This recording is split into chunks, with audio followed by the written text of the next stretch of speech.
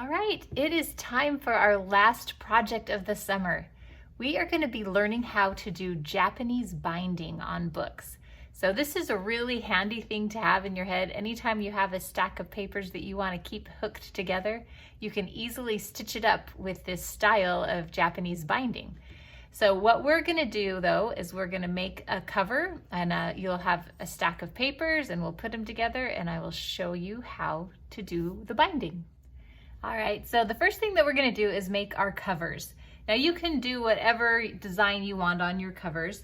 I have these little squares of paper, these little mosaic tiles, to make a mosaic picture on this cover. But if you would rather just draw something or cut out bigger pieces of paper and make a design on it or paint it, whatever you want, this is kind of a blank canvas, so you're welcome to do any kind of design on there that you want to do. So this paper measures 8.5 by 9.5. It's 1 inch longer than it is wide because when we do the binding, we need some room to do some stitching. So your design needs to be in 8.5 by 8.5 square. So what I would recommend you do is mark 1 inch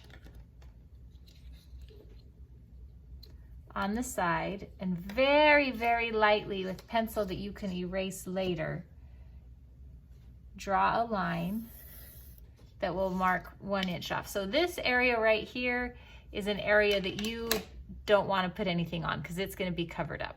So all of your picture needs to stay in here. Now if you're going to use the mosaic tiles, the way I do it is I just put glue on a little bit, a bigger piece of glue than you would need for just one little square, but not a ton because you don't want it to dry too fast. So maybe just a little blob like this, and then I would start to stick down the pieces that I want to stick down for my picture. I am not entirely sure what a picture I want to do. I'm going to do a smiley face.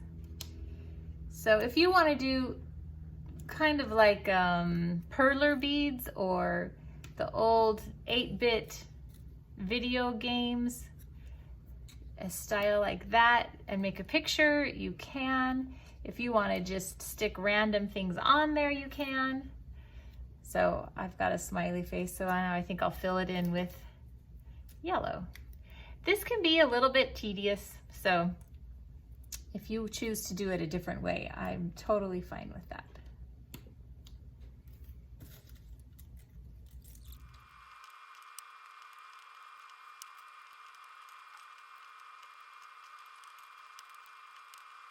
All right, so there's my smiley face.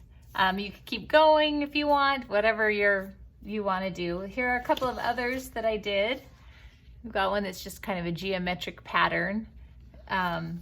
There's this one that's a flower. I think this is my favorite one.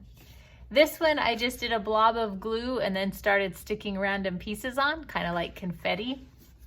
This one, I also did a random blob of glue and then just poured a whole bunch of pieces on and smushed them down. It's okay, but some of the pieces keep flaking off, so maybe not the best approach. So random, a picture of something that you like, just a geometric design would be fine, the smiley face, whatever you want to do. All right, so now that I have my cover, we need to get the other pieces of our book and put it all together.